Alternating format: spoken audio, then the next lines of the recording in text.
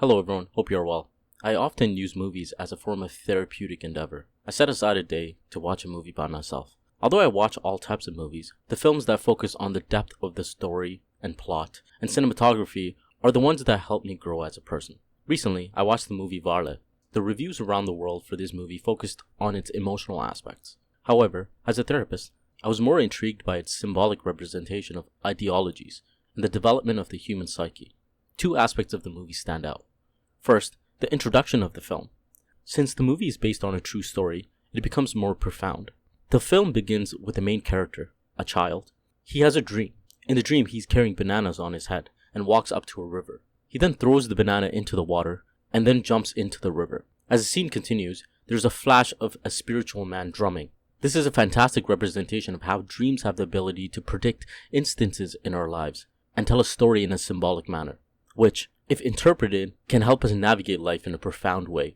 The act of throwing the banana into the water represents the child's desire to stray away from this job that limits him and his individuality. The water, and him jumping into it, represents his unconscious desires, the need to understand his unconscious self, as well as to dive into his unconscious mind. It's a form of psychological exploration that is needed for self-growth. As for the drums and the spiritual man, he represents death, which foreshadows the future tragedies the main character faces. An interesting aspect of this is the idea that dreams can predict the future, which is a psychological phenomenon that is rarely studied. Carl Jung examines this in his book Memories, Dreams, and Reflection, where he describes a pattern of dreams from his clients and his personal experiences. When these dreams are understood for their symbolic meaning, they have a way of predicting the future.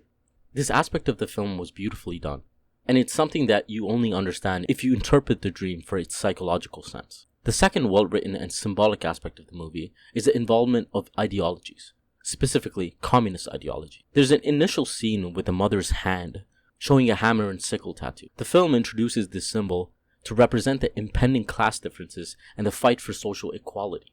This is played out throughout the movie in the interactions between the workers and the owners of the land and banana production company. Overall, the depth of the movie comes not only from its cinematography and its story being based on the life of the director, but also from the ideological and psychological depths of the way the movie was filmed. It has an intertwined dimension of multiple different stories and makes it a great form of art.